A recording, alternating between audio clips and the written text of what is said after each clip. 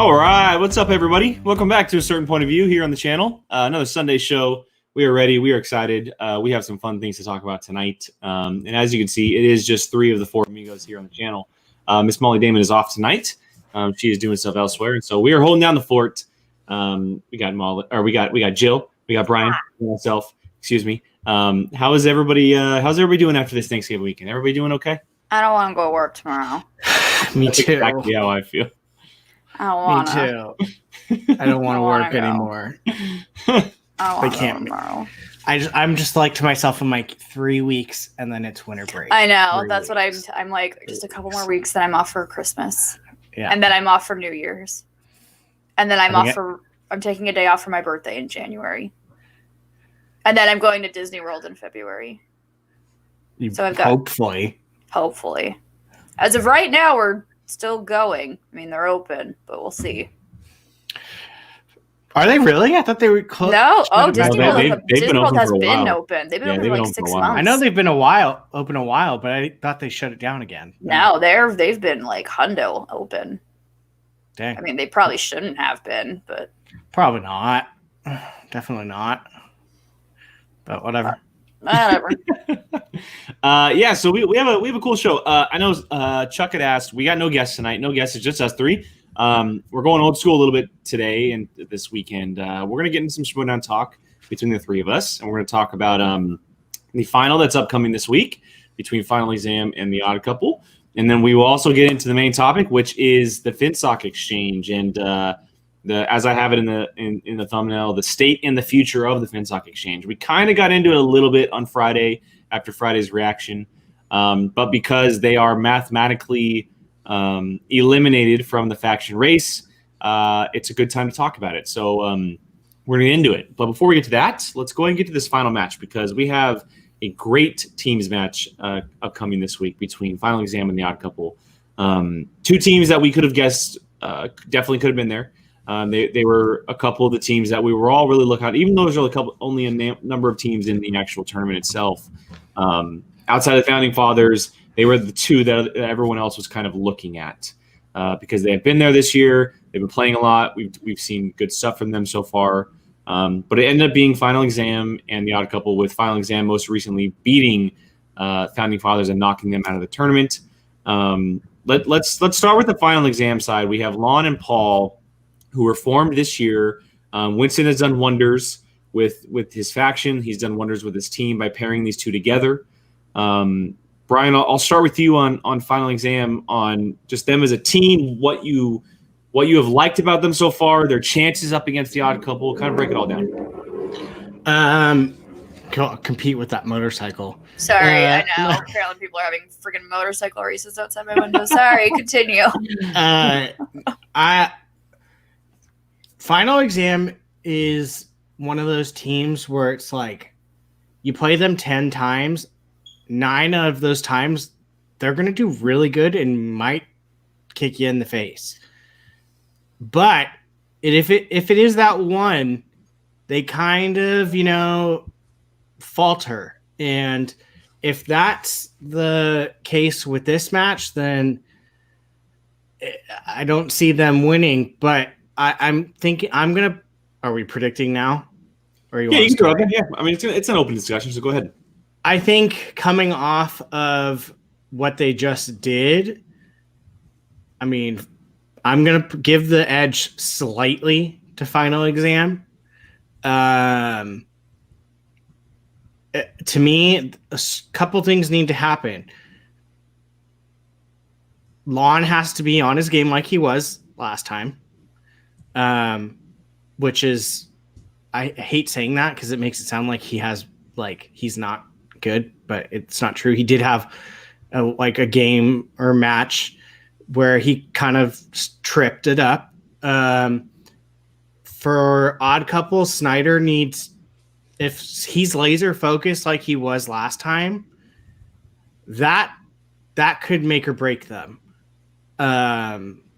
If he comes all character-y, like kind of not focused, that could hurt them.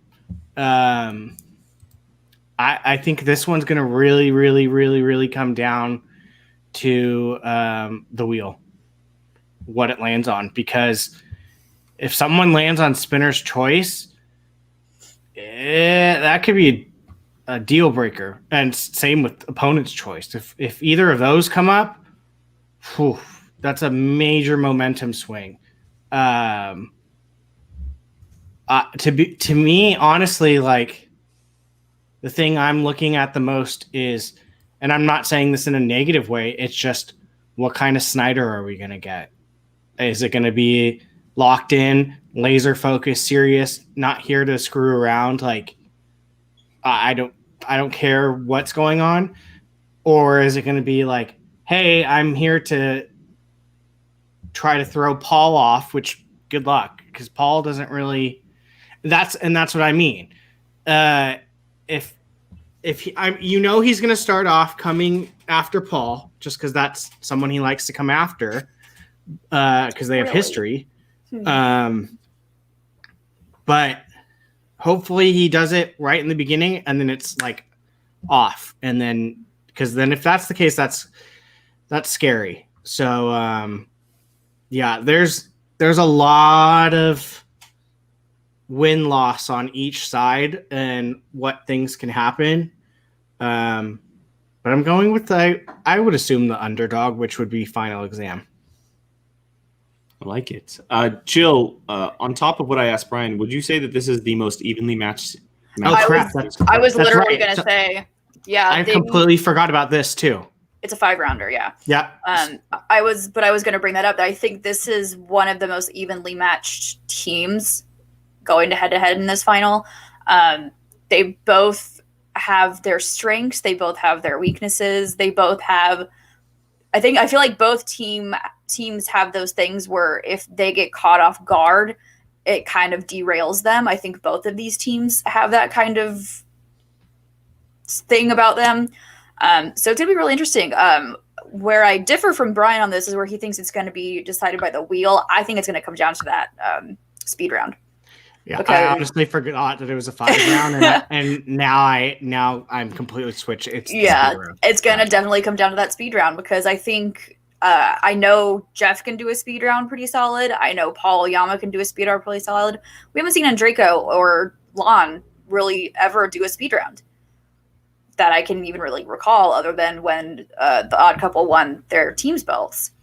So it's that I think is going to be really interesting, because I feel like some people in both these teams really need time to think, and if they think too quickly, they'll stumble on themselves. So it's really going to come down to that speed round, in my opinion. But it's definitely going to be, where I agree with Brian, it's going to be, what Jeff are we going to get? What Lon are we going to get? Even what Paul are we going to get? Because Paul will be the first to admit that sometimes he has those games where he just doesn't do well. But if one of those people aren't on their game, that can decide it. But if everyone is on their game, like we've been seeing really throughout this entire tournament, this could really come down to a point or two, or even overtime, or it could really come close, because I feel like they're both very equally matched. Yeah, it's going to be very interesting, because we know that when it comes to the Odd Couple, Snyder isn't big on IG stuff, whereas Drenko is. Snyder knows recent blockbusters, but he probably won't know blockbusters of past.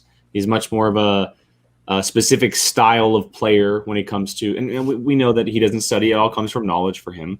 When it comes to Final Exam, their strengths are really so wide open, and it's such a variety of strengths. But if there's a question that just finds that niche, that little tiny sliver that they don't know, it could throw them off. And we've seen that when they lost to Shazam. They just happened to get stuff that just they did not know.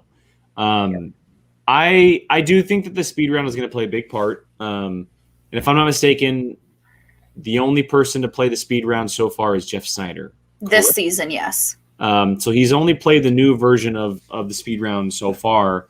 I'm interested in, I know that it hasn't played a big part as of yet, but I'm interested in the betting round, because Snyder and Andreko, they have a lot of strengths, but I'm more inclined to say that they don't have as many strengths as Final Exam does, as far as like combination and variety. Lon and Paul really match each other very, very well. They accomplish very different things. And so for something like the betting round, they can rely on each other a lot more than someone like Andreyko and Snyder can.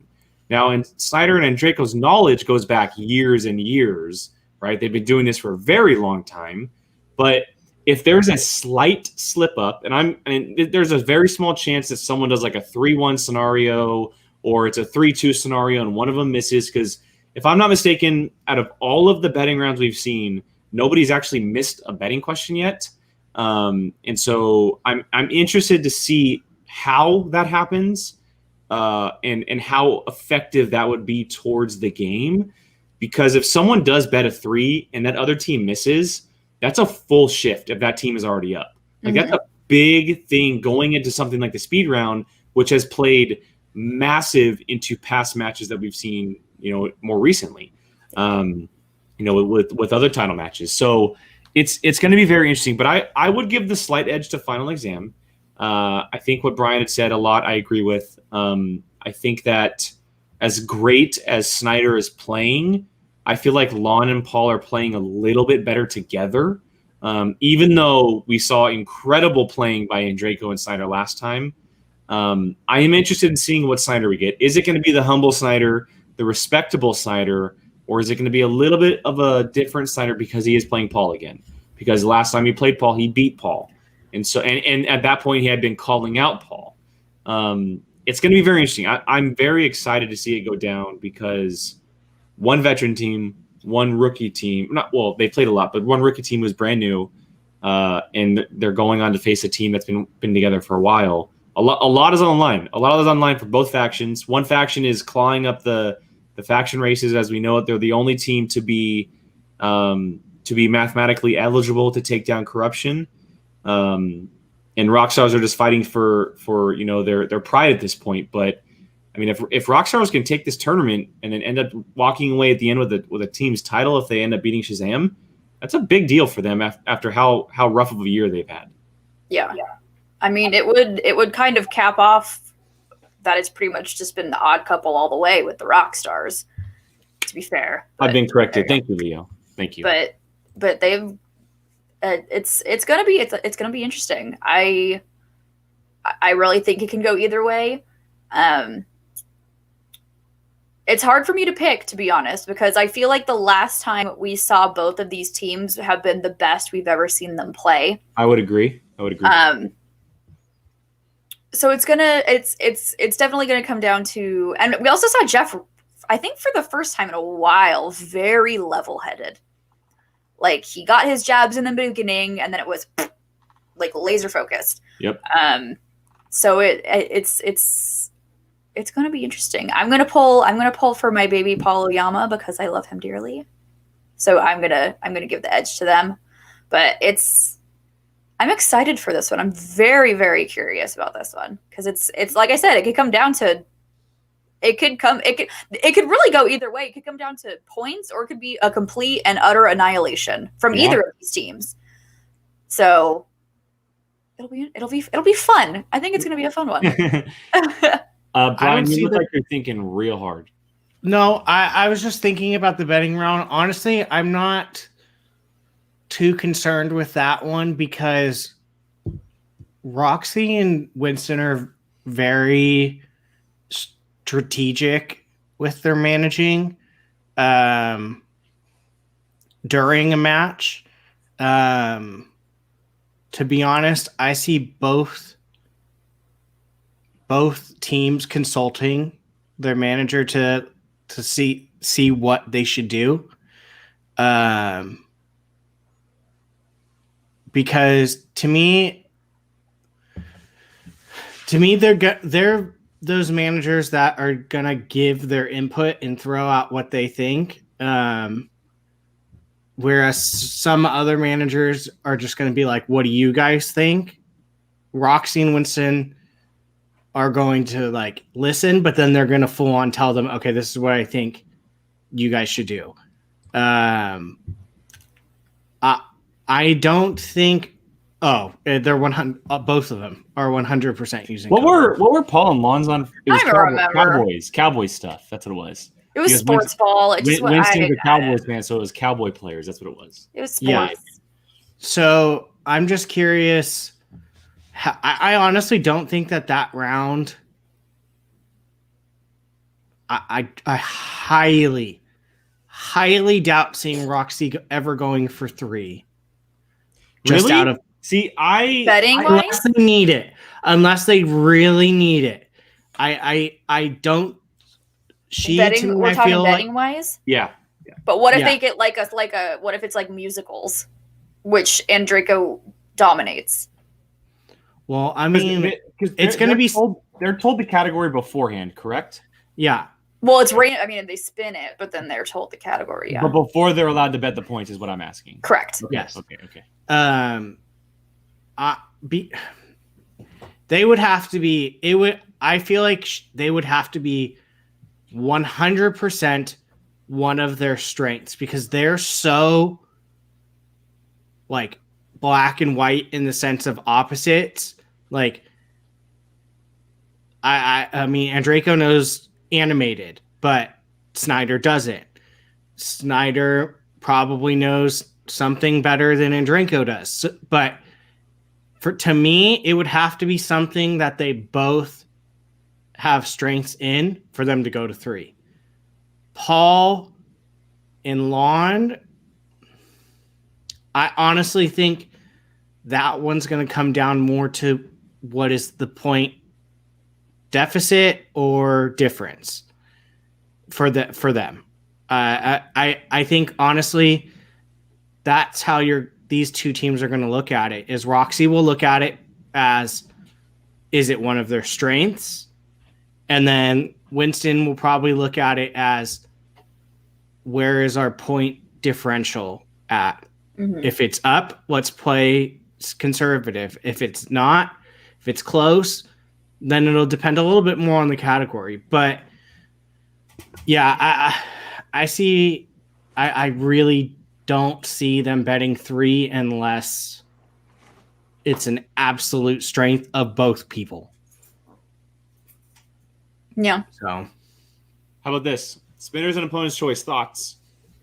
I know in the championship match, it's up to the champion if they keep it on or not.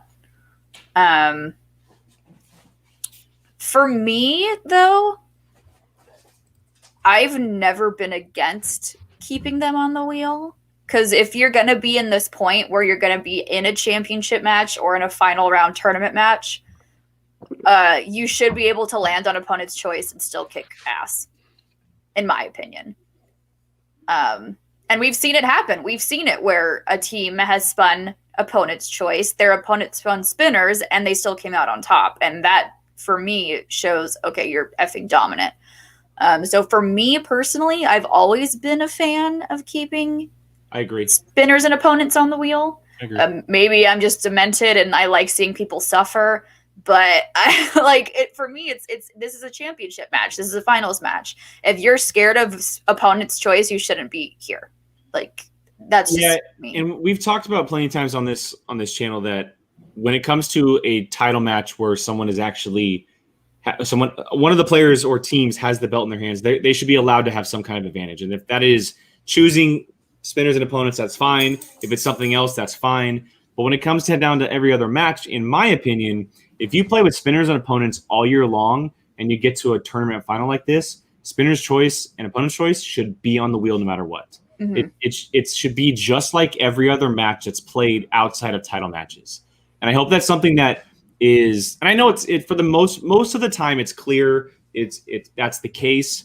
But I hope it's made clear next year that when it comes to just title matches, they're allowed to be given an advantage because you should, right? Yeah. We don't really have home field advantage in the Schmoedown outside of maybe sometimes live events, but realistically, there's not really like a home field advantage. That's kind of your home field advantage as giving them some kind of an advantage in being a choice. Every other match possible that doesn't include a champion, it should be locked in that it has spinners and opponent's choice because that can affect the game and it makes it more fun and interesting for viewers, also for players because it's a strategic thing. If you spin something that you're in that 40 to 60 percentile that you're feeling okay about, but you see opponents on the wheel, more than likely you probably won't spin again. Yeah. If it's not on the wheel, you're 1,000% spinning again. Mm-hmm. It's a clear, like, okay, it's kind of like a breath of fresh air. And in my opinion, if you're playing a tournament final, you should not be allowed to have a breath of fresh air. Yep. I concur. Yeah, no, I agree. Stay on the wheel. It's part of the game. Championship, okay, whatever. Maybe take it off, but it does make it a little bit more interesting to have that risk factor there, especially if you spin again, if you didn't like your first category. I've always been a fan of spinner and opponents. It's so much more fun to watch. Yeah, it makes it's better entertainment value too. Like, oh shoot, they're getting their weak slice. Let's see how this goes. Or like they're already dominating and now they're getting their strength. Like it's entertaining. And do you ever think Christian's gonna get rid of that? Heck I know. No. Right? Heck no. Yeah, I say leave it on. Why not? Interesting point here by Tim Sim. Corruption has 2 title matches at Spectacular, while Swag has also 2. If Final Exam wins, Swag will have 3 title matches at Spectacular. They will have Star Wars, IG, and Teams. Oh, damn. I didn't even think about that. Yeah. Mm-hmm. Crazy. Goodness. And then Corruption would be in IG, and they would be in singles. With Collins. That's correct. I mean, look, at the beginning of the year, we had not to mention the IG is a head-to-head between the two. Between Corruption and Swag. Yeah, correct. It's interesting. At the beginning of the year, we had talked so much about this faction race. Right? We wanted stakes to be had at some point. I know that through virtual, a lot of teams fell very, very quick. But realistically, it came down to a 3-headed race. One team was just officially knocked out this past week, which was just 2 weeks away from Spectacular. And now going into Spectacular, it's a 2-headed race with those 2 factions being prominent in every single title match. That is exactly what you want from something like a faction race, to have the 2 horses at the very top battling it out till the very last day. It's going to be very, very exciting. That's crazy. That could potentially be how it is. That's insane. Yeah, it'll be interesting because, I mean, it's Corruption's tilting towards their championship, but it's still not over. And if Final Exam wins this, then it goes right back to kind of being balanced right down the middle off of this match, because they'll have points from this match and then the 3 champions depending on if they win or lose. Good point here as well. Rockstars are prominent as well. Jericho came in and possibly. Oh yeah, that is true. And I know that mathematically. Wait, is Jericho's in? He's playing Brittany Young. Yeah, it's Rockstars versus Dungeon, but yeah, that's right. I forgot that Jericho was going to be in Spectacular. I just knew that I knew Kevin Smith was. I forgot about Jericho. Goodness. Yeah. So, and as Tim points out, this is the match that matters the most, obviously. Yeah, well, because it's against like pretty much the 1 and 2 top. If a Corruption wins this match, it should be the match that like decides them the championship because they beat someone head to head. But it'll be interesting to see how it's all laid out as far as order goes. If Christian does, I mean, because real quick, because we're and I know everyone's asking, but we're going to be talking about Spectacular next week. Because it will be just days before the event, or about like 6 days before the event. We're going to do a full preview next week. When is Spectacular? Is it the December 12th? December 12th is the date. It's a Saturday. I do want to ask you guys. Yes, there you go. December 12th. Thank you, Brian. I do want to ask before or after my birthday. Just quickly, because I'm sure we'll talk about next week. But what is the one match that you're looking forward to the most out of Spectacular? There's 6 of them. Oh. Personally, for me, even though it's the one that I don't want to see, it's IG, because I feel like it might be the closest. IG is going to be interesting. I know what I'm going to get from singles. I know exactly what I'm going to get from Collins and Merle. It's going to be fucking bonkers. That match is going to be great. That match is going to be. I feel like it's going to be. I feel like the IG match is going to be really, really good back and forth, a ton of smack talk, obviously. And it's kind of going to be like the culmination of like what the Schmodown is, hopefully. I am excited for that. I'm excited to see Alex play Star Wars again because it's been since the last spectacular that we've seen him play Star Wars. And he hasn't played in a year. He hasn't played Star Wars in a year. Star Wars. Well, I mean, that's what happens when you're the champion. Yeah, sorry, yes. Sorry, so that's what happens with your champion. You just don't play. So I'm excited to see that. I'm excited to see him play some new blood, and not just the usual like 3 people we've been seeing him play. I forgot about that shit show. The Smith for Sheridan. Oh, that's right, Smith for Sheridan. Yeah, that it doesn't really. Oh, okay. I thought I read that wrong. I thought you said Ace versus Damon doesn't entice me. I was like, what? I read that completely wrong. Yeah, Ace versus Damon that one makes me excited just because, like I said, I love seeing Damon play, and we haven't seen him play all season, and we've seen Ace wreck shop this season. If Ace doesn't get comeback player of the year, I don't know who will. Because he got honestly, there's a lot of options though. Yeah, like Chance is an option. That's true. Chance is up there too. I think I have the most stakes on the IG match for my own personal reasons. That's fair.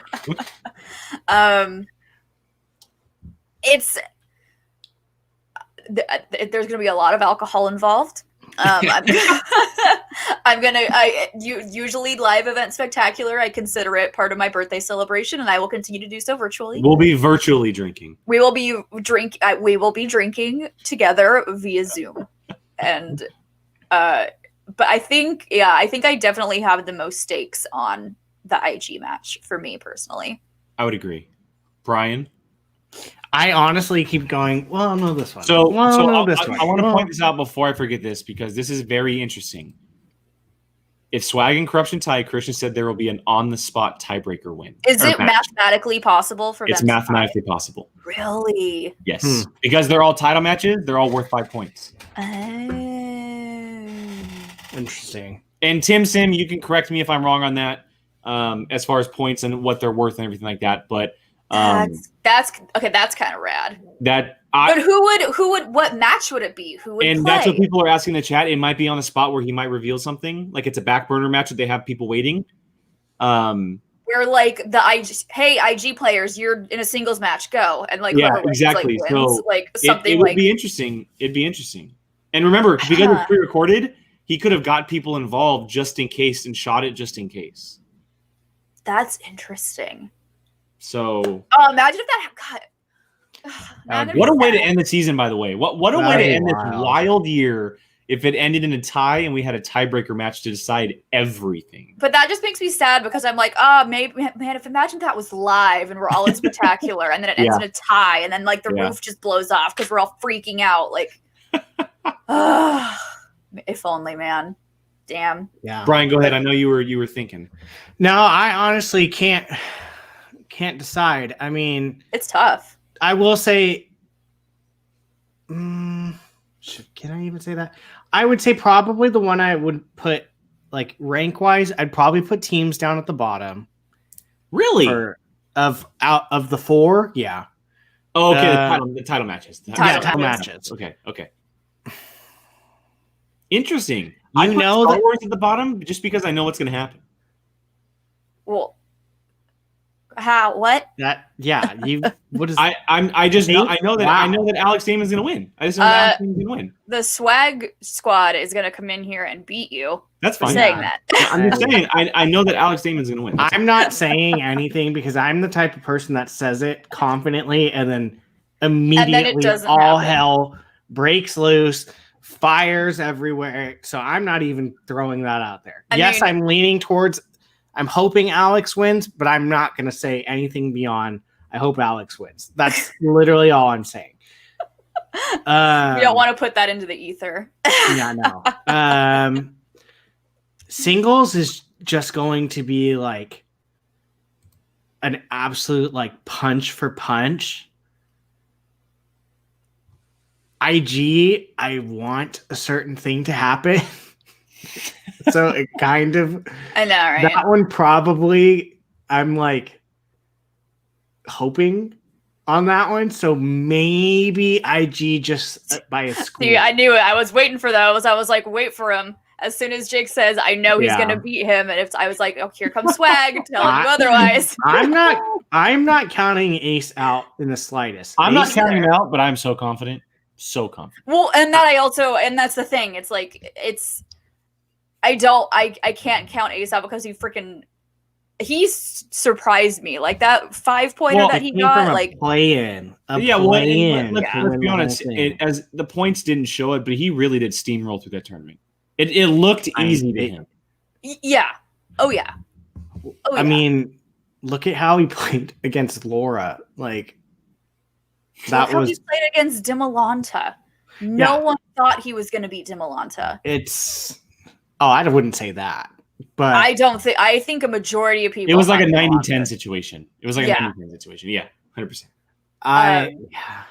But I definitely understand it because, like, I definitely understand that confidence because it's Alex Damon. Like, come on, it's Alex Damon. But I think this might be. Chuck has a point here, though. He's been playing too much. Too much Squadrons and too much Mandalorian. Seriously, but I don't know. I will neither confirm nor deny that Molly is not here because they are currently studying. Singles, I feel like, is going to be the most true to Schmodown match we've seen in a very long time, where it's just literally battle of the minds, mano-y-mano, like, and it's these two. You have Merle versus Collins, who is just an absolute phenom right now. Yeah. The way he plays. And then you have, like, the good old boy, which is Dan, Mr. Mount Schmodown himself, whatever you want to call it. So that one's just going to be I feel like that one's just going to be so classic. It's going to be very classy, I think is a good word to put it too. Because I don't think characters will be on display during that match.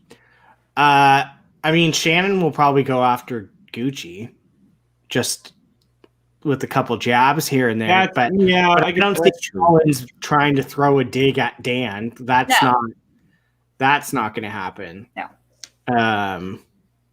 I think maybe the thing that's probably drawing me more to IG is just the drama that's going to come with it. Shannon versus Winston, Chance versus Chandru. It's just meant for chaos. And So what we're saying, guys, I would probably pick IGs. What we're saying is that if you're not a Schmodown patron, we highly recommend you being a Schmodown patron to get this match, to get this event, because the $10 tier is so freaking worth it. Even if it's just for this month. If you are a $10 tier, you get all the live events for free that are included with that purchase. Mm-hmm. You can purchase the event spectacular. I know some people are asking in the chat where they can see it. You can purchase the premiere of the event on the schmodownlive.com. It's available to purchase right now. But if you are a $10, I think so. I think it's like $4.99 or something like that. I think Tim can correct us if we're wrong. If you are a $10 patron, you get it. It's sent to you because you are a $10 patron. It's brilliant, and that happens every month for the live streams. The live streams or the AKA pay-per-views, which are sometimes recorded with the virtual world. Any pay-per-view you get with the patronage, and so highly recommend. If not, go and purchase that link because you are not going to want to miss this. Spoilers will be posted on social media. It's like sports. Yeah. Spoilers will not be held. It's just like sports, guys. As soon as it happens, it's out in the world. And so if you do not want to be spoiled, if it's just for this month, highly recommend because you're not going to want to miss this thing. My Twitter is going to be blowing up. Yep. We're going to be talking about it the day after. You may be able to avoid stuff throughout the year that you're not going to be able to. This would also make sense because it is 6 matches. I think 6 matches. Too. It's like a 9-hour stream. Yeah, it's going to be long, but it's 100% worth the price because you're watching 4 title matches and 2 matches that include both Kevin Smith and Chris Jericho. Like, it's. I mean, come on. It's gonna be solid. Yeah. There you go. Thank you, Chuck. Thank you for the plug. No, thank you, Chuck. Thank you. Okay, so as I mentioned, we'll do Spectacular next week. We're going to have a full-on thing for Spectacular, and we'll even have a special guest with us to do all that, preview it, because it is happening before. And Tim just corrected me, so thank you, Tim. $10 pages get the Spectacular link. The spoiler ban after 24 hours on the Facebook fan page will be annihilated once it's lifted. Twitter, it's free game. Twitter is free game. So don't get all upset with me when I tweet who. Yeah, mute us that day if you don't want spoilers. Don't come after me. Agreed. Honestly. All right, let's go. Don't eat fast food for a day, and you'll have enough. If you go to McDonald's for breakfast, just skip it one day, and there's your Schmoedown patron right there. Yeah, for just that month. There you go. Boom. All right, let's go ahead and shift gears a little bit. And before we get to our main topic, we do have some Streamlabs that have come in. Oh. And they're all from the same person. I imagine the first one is from the same person anyway. And this is from Leader of Scorpio. They donated $3. And he or she says, it's either Chuck or Kylie, let's be real. Factions rise, factions fall, but only one stands above the rest. What would each of you bring that would make you worthy of joining our ranks? Kylie? Joining a faction? No, joining Scorpio. I would just bring you pies. I'll just bring you pies. Oh, that's very fair. There you go. Boom. Chuck, I'd bring you some Giants gear. I don't know. I'm just awesome and I'm cool. So like I think I just qualify on those cards. Like I'll bring the Jameson. I will bring my famous Schmoedown Studio handle of Jameson. We'll party. I'm pretty sure I'm just automatically disqualified as a Boston sports fan. So very true. And Brian, I don't know if there's much that I can do. Brian, just drop off your application and we'll call you. Yeah. I might just be an instant denial up at the door. So we'll definitely do something about this too, Brian. We'll definitely be covering this for sure. Oh yeah. That'll be even crazier because it's literally almost everyone outside of the people who have committed. I've already started writing out lists. Oh damn, I'm not there yet. That's why we have Brian. He does it and then he shares it with us. Thanks, Brian. Certain people. Okay, so this one is from Kylie, and she commented and said, or donated and said, missing you guys working till 10, but for positive, the New York Giants won and now have first place. So which faction can use the Joe Judge treatment next season? Last to first. It's good to be blue. Go blue. If you can't tell, I'm very happy. I don't know what that means, but yay! Who could have a chance to go from last to first? So essentially, pull the corruption of this year for next. Oh, pull the corruption. I can't say anything until we see the teams. I would. Yes, I will say, if Kaiser can draft people that isn't just people he wants to hang out with. I was going to say I would put my hat in with Kaiser. That could be interesting. I'm sticking with what I said last week. Is Kaiser's getting real good. That's also Kylie. Thank you for being a front. What is it? Front runner. Front line. I'm like a front row worker. A front line worker. Oh yes. Thank you. Thank you. We appreciate all that you do, Kylie. Yeah, I think the dungeon could be interesting. I disagree with you that Roka's gonna go there. For me, it's sign, seal, and deliver the check that Bateman will be on the dungeon. Well, that's not. But excuse me, you didn't even answer that question either. But I'm thinking the dungeon. I did answer. I said I can't do it until I see the teams. Well, that's a cop-out answer. It's an answer. It's an answer. I think the one that I will say the dungeon has a good chance, depending on Kaiser. The one that really interests me is what Koi can do. Yeah. Because I feel like Koi got the train rolling. Let's keep in mind he's a rookie manager. Yes. Yeah. But what I'm saying is the ball started rolling for him just a second too late for their team. It was once the real reject showed up, and that was a little too late. So it was just a little too late for them. it'll be interesting because I feel like his team is going to be picked apart like vultures. It's Koi? Yes. Yeah, outside of the 3 that he keeps, more than likely. So, as sucky as it is, I don't see the real rejects being with Koi next year. The real rejects might not even be a team. Someone might that's very possible. That is very possible. So if teams were to stay exactly the same and just rotate, Corky Mercs would be my pick. I'd agree. But they're not. And a couple of these teams are going to be decimated by free agency. It's going to be so fun. Oh my God, it's so fun. That's going to be what determines it next year. And like I said, we'll do a full-on show about that, guys. Oh, yeah. But if I had to throw money, I might say I feel like Kaiser's probably making some moves early, which may or may not help him next year. So I agree. Yeah.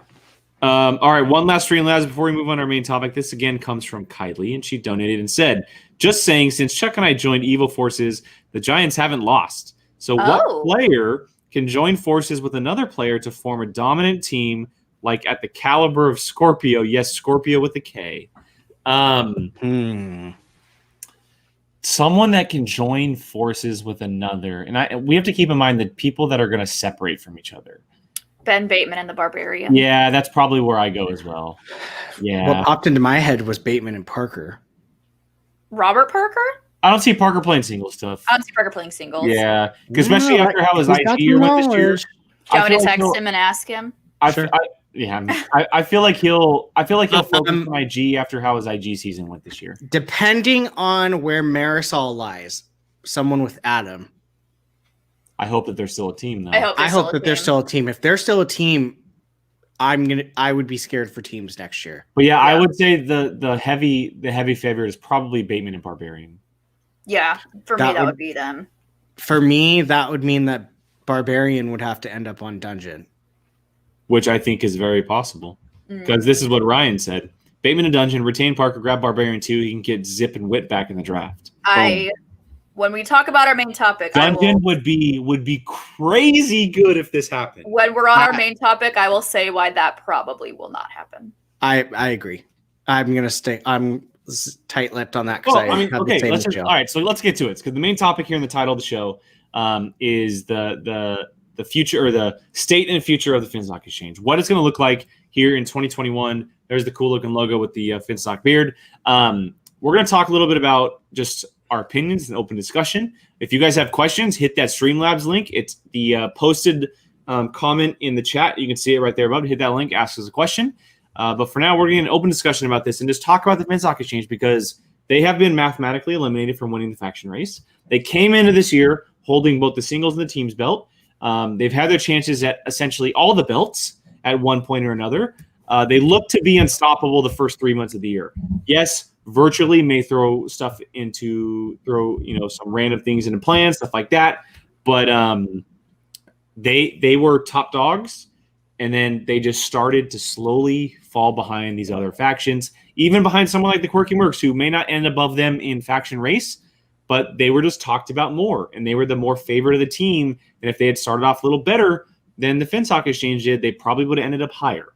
Not only that, but they've also been on the outs with players like Ben Bateman and John Roca at times. We don't know what's going to happen with other players as well. So let's just talk about it a little bit and kind of an open discussion. Does anybody want to start first with thoughts on the future of the... Jill, go ahead. I'll start. The 5 horsemen, not going to be a thing anymore.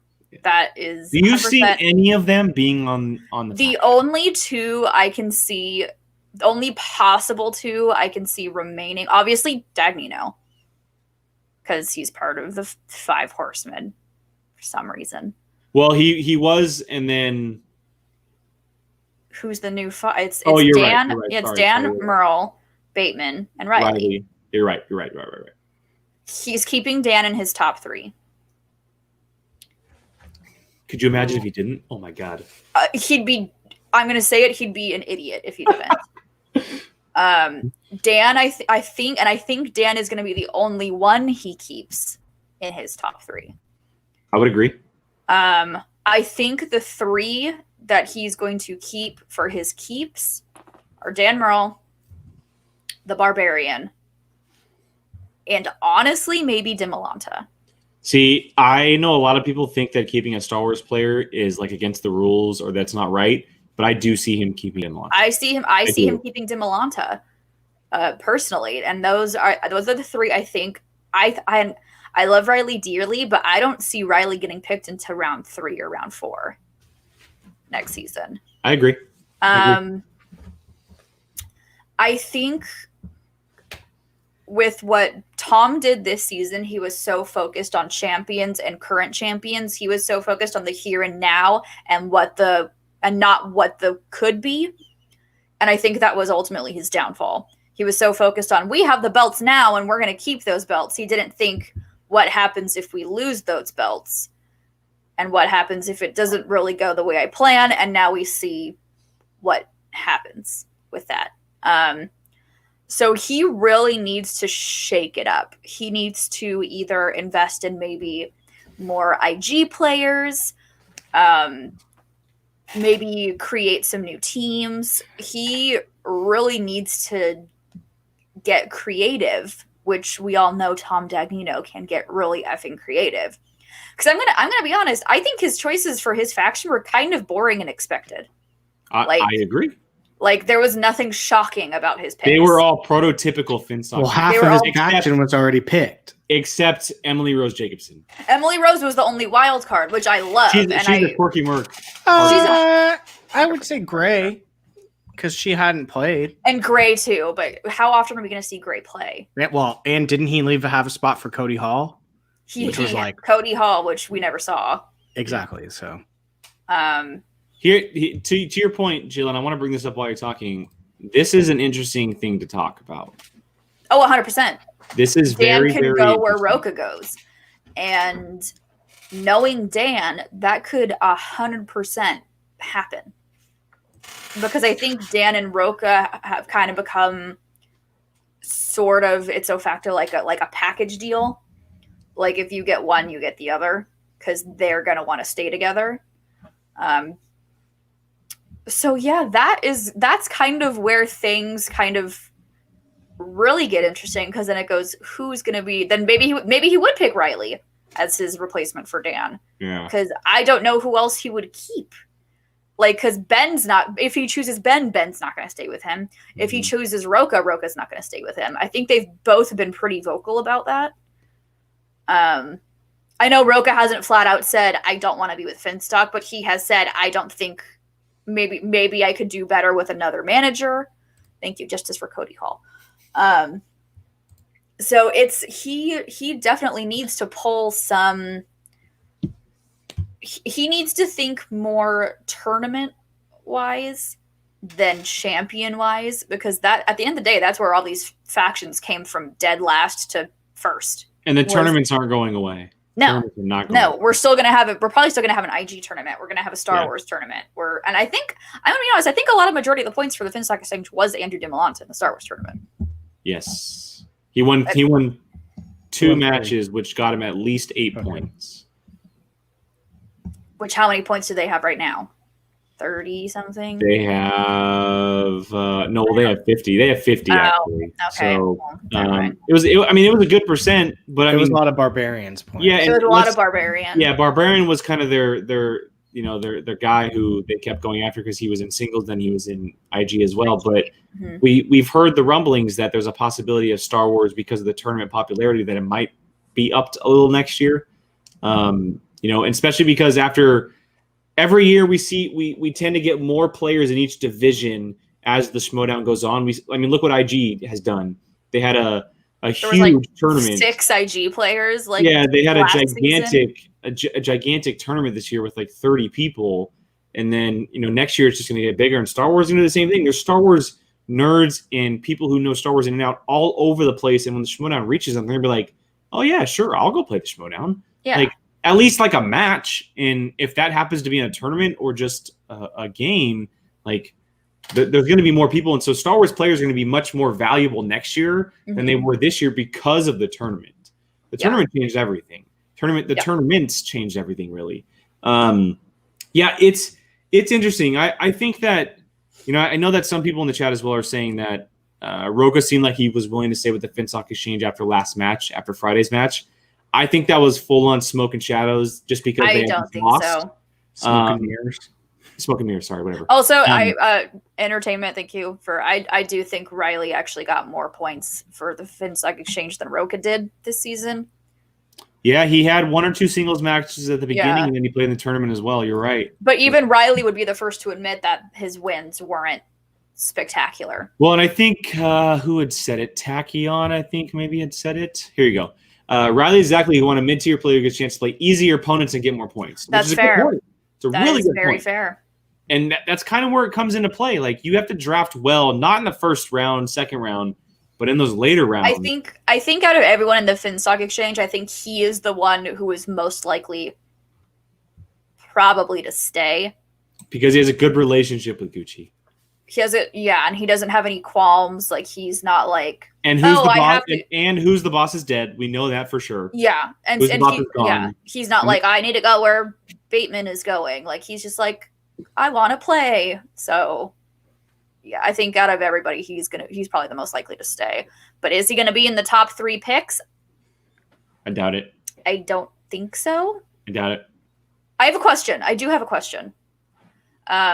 So say you get your 3 picks and someone denies, do you get to pick someone else or do you just lose that pick? I'm pretty sure you get to pick someone else. Okay. Because if it's anything like sports, that's what's happened. That's what happens with sports. Got it. Okay. You don't lose the option. You kind of go to the next person in line. Oh. Okay. Got it. Which would add a lot of people interesting facts, because if let's say Gucci goes to Riley and is like, hey, or let's say he goes to Roka and says, hey, I want to use one of my picks on you. But Roka denies the fact, and that gets back to someone, and that person hears that, oh yeah, he went to Roka first and now he's coming to you. Mm-hmm. That person may be like, well, no, I'm your second option. Like, I don't want to be your second option. And then he can go to his third option, fourth option, etc. It can be a full-on domino effect down the line of people that he could go with. Ryan, I do like the idea of Riley and Sabrina in a team, but I also really want Sabrina on corruption. Like, really she would be great on corruption. I think Sabrina needs Sabrina needs a manager like Shannon. Yeah. Because Sabrina's great. Sabrina's so good, and I think having a manager like Shannon would really benefit her. I could see her with Winston as well. And I could totally see her with, like, maybe put her with Liz, Shannon, Miller. Ooh, ladies team. Yes, I'm in. Very different strengths. Yeah, Finstock has he's gotta get creative. Like, he can't be basic and boring, like, to be frank, which I think his faction kind of was this season. I think that the faction is going to completely blow up. Yeah. I think that there is a high possibility that he doesn't have a single member of the Horsemen. And that's 100% possible. And then he is essentially left with scraps. And when I say scraps, I mean not his first 4 picks in the draft last year. I mean, and that includes Barbarian because I think Barbarian is also gone. I think that he is gone as well. I think that him and Bateman, it kind of feels like that's going to happen a little bit. If team action doesn't happen again, Bateman and Barbarian. We want it to happen again. Putting it in the ether. We want team action. We want team action back. I think there's a high possibility that Gucci is left with breadcrumbs, and that he loses his first 5 picks from last year. I'll be 100% honest. I would not be surprised if the only person that he keeps from this season's faction is Dimolanta. And everyone else goes to another team. That's possible too. It's very possible. That would not surprise me at all. I think this faction has... That'd be fun. That would be fun. I think this one has the biggest chance of imploding. Outside of the Burning Dreams. Well, that one's exploding. This one's imploding. Yeah. I think it's all going to come down to what each person wants to do. if I had to pick my 3 off the top of my head, I would pick Dan Barbarian, and honestly, I would say Riley. I could see him doing that and then grabbing Demonta first. In the first 4th. Nobody would probably take a Star Wars player that early round either, which would be smart. I mean, Sean was a 4th round pick, so it's same as Roka. Yeah, Sean and Roka were drafted in the same round. Yeah, so I mean, that way it's max capacity. You get your 3 and your Star Wars. It's a gamble, but it has a lot of risk reward. To me, what it ultimately is going to come down to is who wants to stay and who wants to go. You guys are both Barbarians gone, right? Yep. Yes. I'm complete opposite 100%. Do you think Barbarian's going to be the new Dan Murrell of the Finstock Exchange? I don't think he's going to be Dan Murrell because I don't think Dan Murrell is going to leave the team.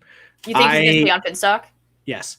I think Murrell will stay, and I think, to be honest, I'm more confident that Barbarian will stay over Murrell, in my opinion. I don't see Barbarian going anywhere. I don't. Did Barbarian play teams this year? No. So maybe we're jumping ahead of ourselves because the whole Bateman thing. You do realize, though, you have to keep in mind, if this world keeps going the way it is, and Christian holds off as long as he wants with teams, teams is going to be less important. I agree. So, Christian straight up said we are not having teams digitally. I think, and someone to put that in the comments as well. Mm-hmm. Tim put it. I'm cautiously optimistic that teams will be back. I think if it gets to a certain point, push comes to shove, he will bring back teams if need be, but people are going to have to go into this probably with teams the lowest on the rung, because if for whatever reason Christian says absolutely not and holds to it, it doesn't matter where, if Finstock has Roka and Dan together, or what Jake keeps saying with Barbarian and Bateman, that stuff doesn't matter if it comes down to not having teams, because then you're looking at Star Wars, IG, and singles. And what the thing that he lacked more than anything was an IG player. Let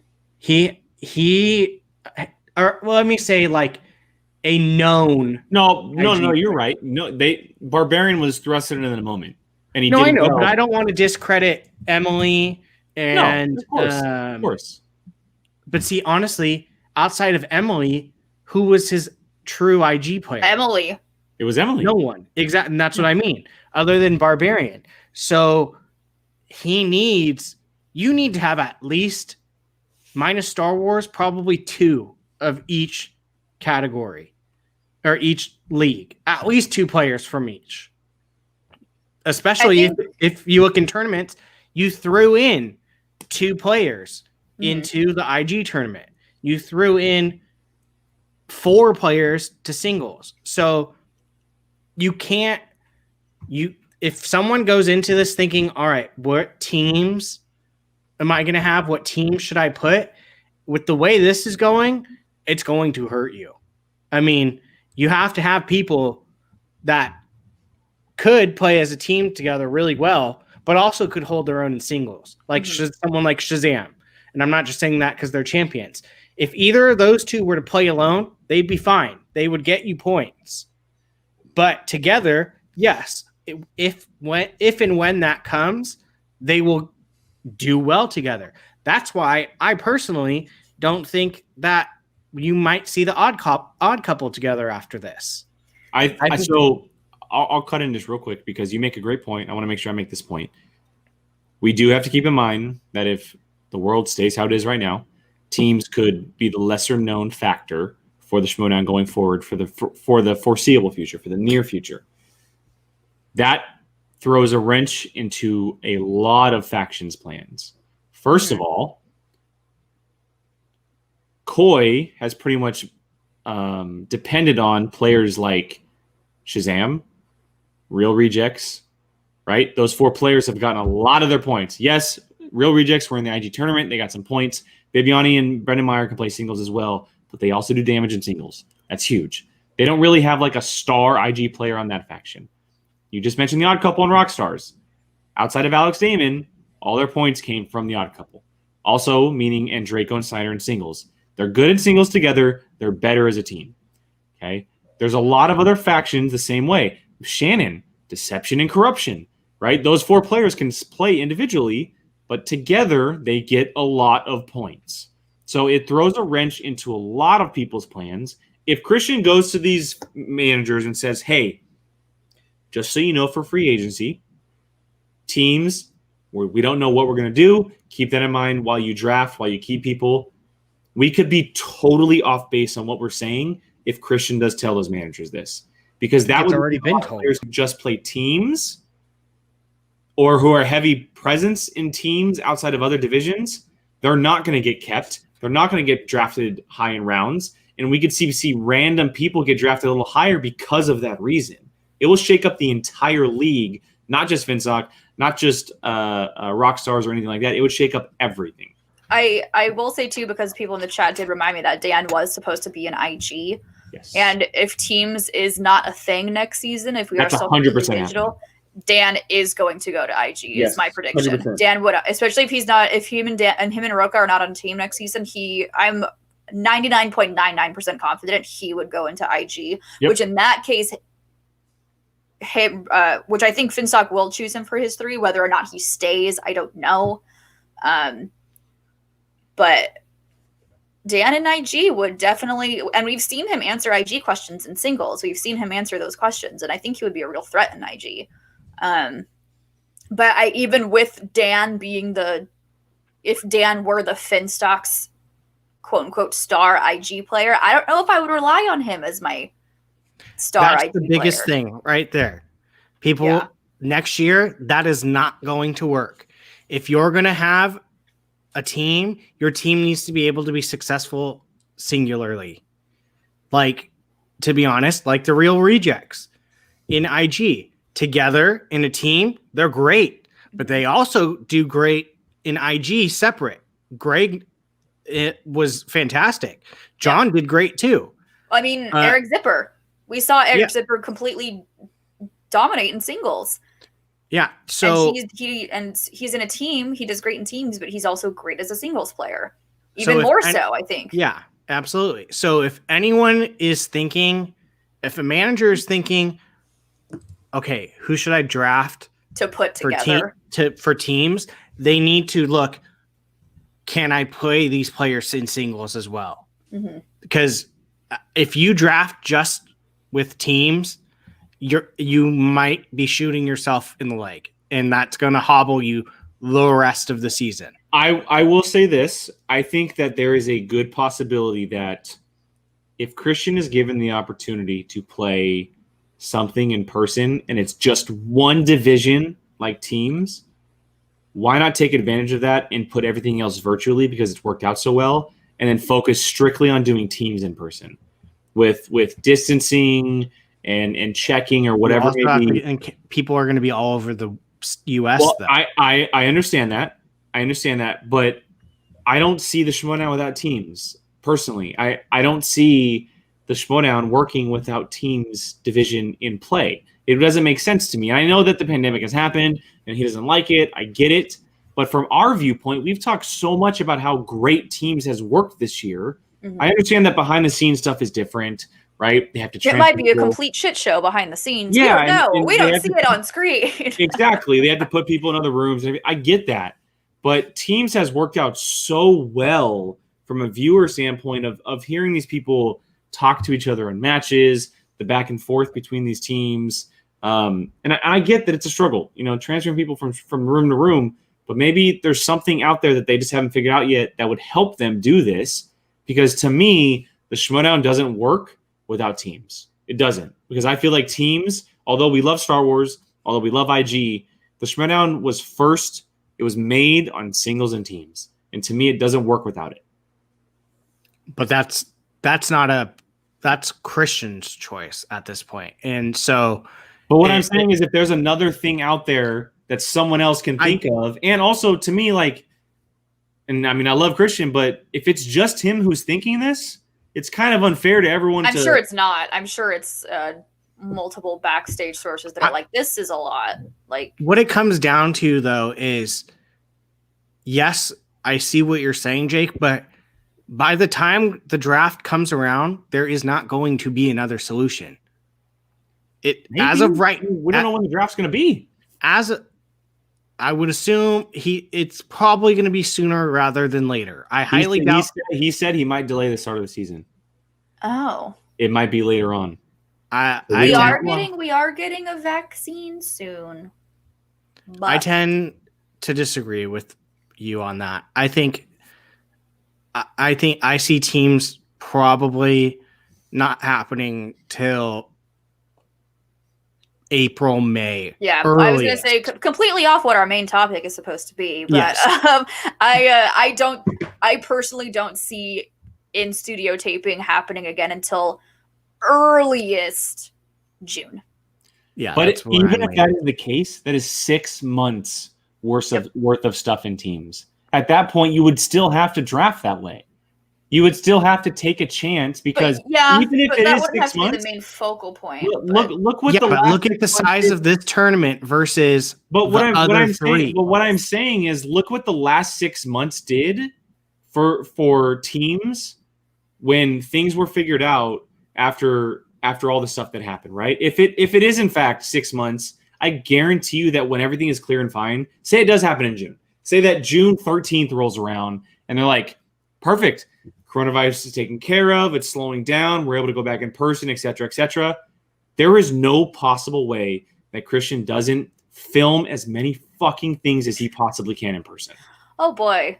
There is no at the same time way. At the same time, depending on when you start the season, let's say end of January, early February, you have now had February, March, April, May, and the 2 weeks of June, almost 5 months to get points.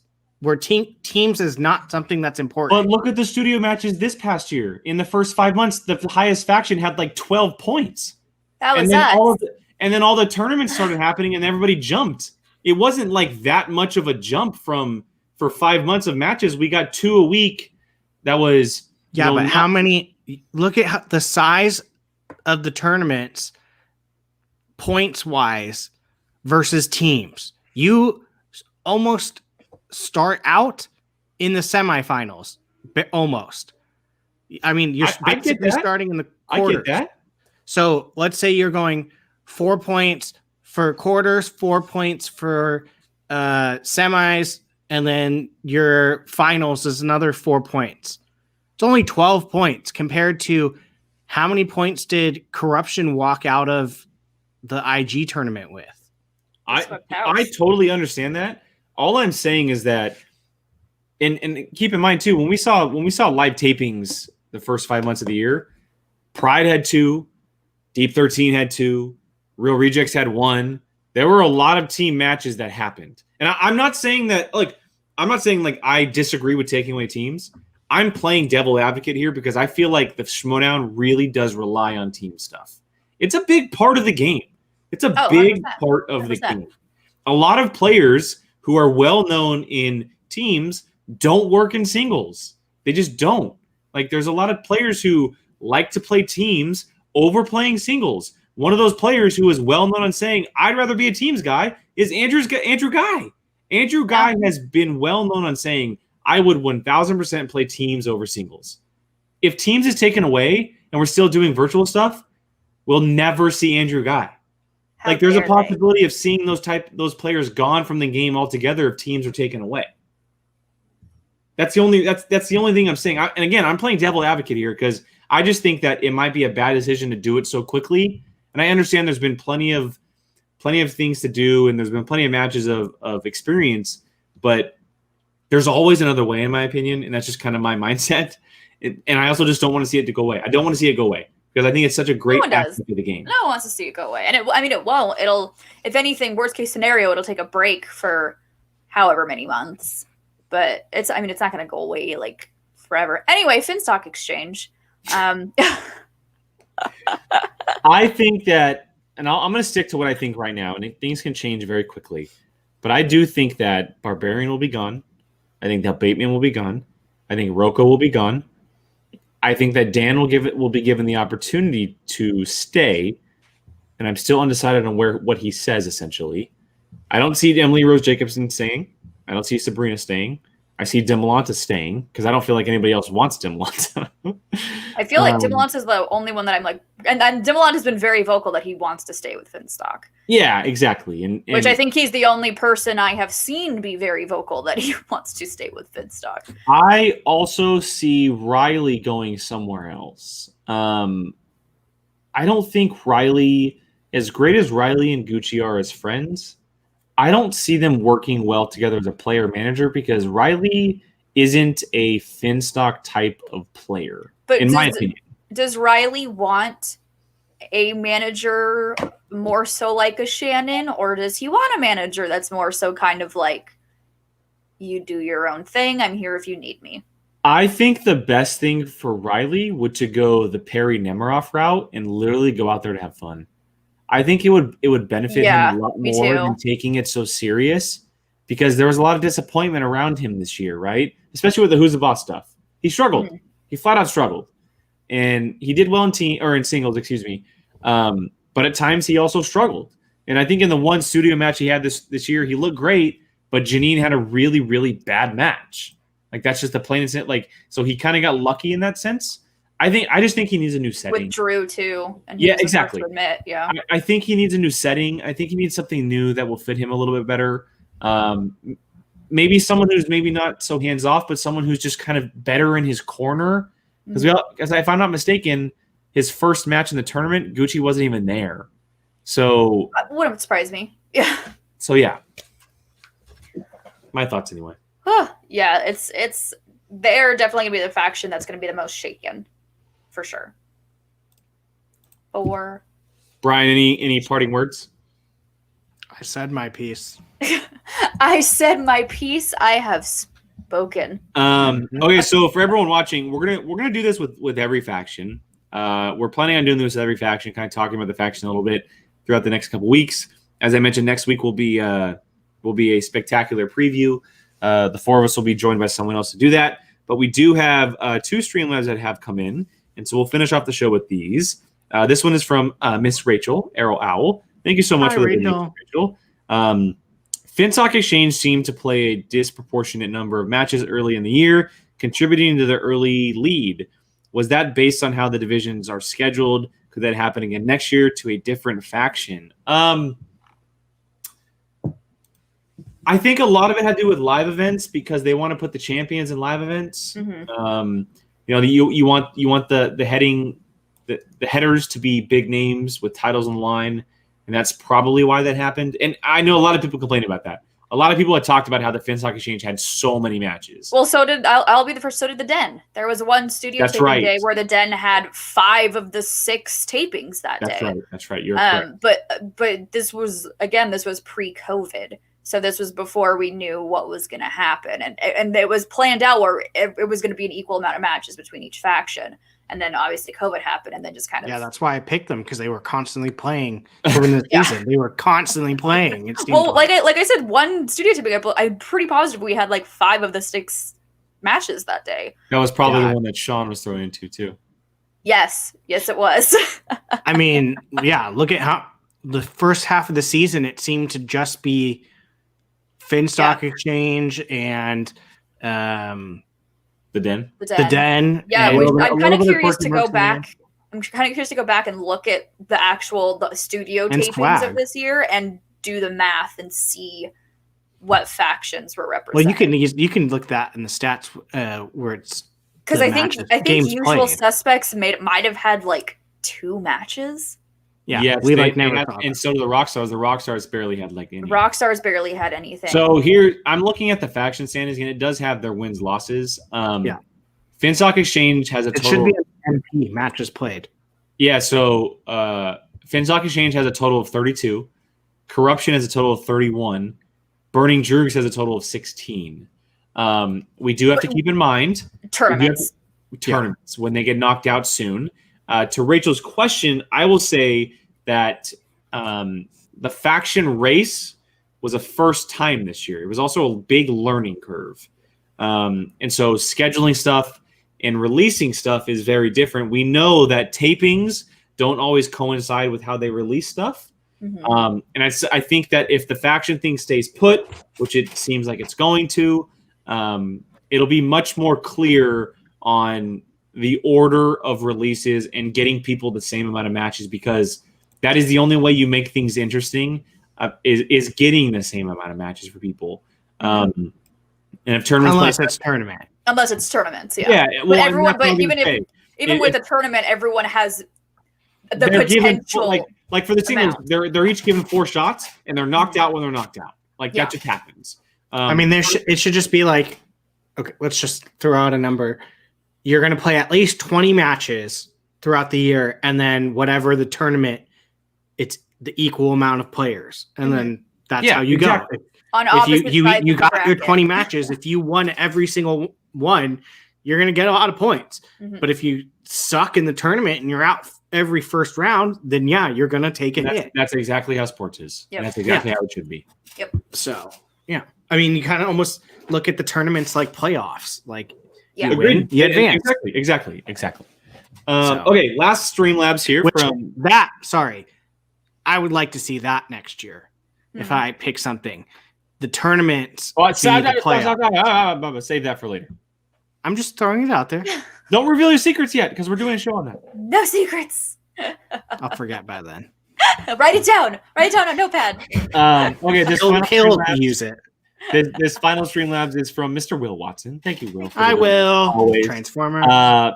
He says, your favorite Transformer rolling through. See? Just wanted to say hey to my favorite after show peeps. Jam and Jake, Brilliant Brian. Don't give him that credit. Brilliant Brian and Jazzy Jill. Oh, Jazzy, I like it. And Magical Molly, even though she's not there right now. By the way, Jake, our team name under Jill could be Rolling Jedis. Oh my god. You'll love it. Well, that's amazing. They see you amazing. Oh my god. Oh, that good. is so Well, you got these names on lock. Tell Christian to hit you up, because that's great. You got these names down. Okay, so any final thoughts on Finstock Exchange, where they're headed, the end of 2020, going into 2021, anything like that? They're not gonna be a thing. It's gonna be a completely different faction. Yeah. Agreed. Spice things up, Mr. Tom Dagnino. Agreed. I think it needs to. Yeah, don't expect to see a majority of these players on this team next year. Yeah. Like, there's 10 people in each team? Yep. I'd say at least 6 of them are gone. Yes. I'm going to say 7. I mean, that's not. I'll say. Be honest, if any team was not to use their max 3 keepers, it would be them. Yeah, because everyone's going to want to leave. Yeah. So, which kind of scary. To what you're asking, stay tuned. Stay tuned. It won't be next week. Because next week will be the spectacular preview. Stay tuned for that. We'll be joined by a special guest. But yes, we will be talking about every faction. So stay tuned for that one. But for now, that is this week's POV. Thank you guys so much for hanging out with us. Before I get out of here, I do want to thank all of our patrons, but specifically our Starburst patrons. Our Starburst patrons, thank you guys so much for being our Starburst patrons and supporting us. Billy, Brandy, Aral, Kylie, Canada Rocks. You still got to tell me how you pronounce her name, man. Reefton and Ricardo. Cannot thank you guys enough for being a part of the POV crew, the View crew. And if you guys are interested in our Patreon, you can check out the link in the description. You can see it right there down below. After shows, which is tonight for you $20 patrons. You'll be sent a link here very shortly to hang out with us for about 30 minutes or so. Watch-alongs, extra reactions, stuff like that. And then in 2021, you'll also be getting a lot more stuff. So stay tuned for that one as well. We have a lot of cool things planned coming up in 2021, which every time I think about it, I smile. Every time I think about it, I smile, which is have something so good that we can't so much fun. But yes, for now, for all of us here at POV, we thank you guys so much. Brian, let everyone know where they can find you online. BF Volcano on Twitter and Instagram. Jill? Jilly Marie, 2 Y's, 2 E's. And myself, Qui-Gon Jake, Twitter, 2 N's because someone else took it before that I did.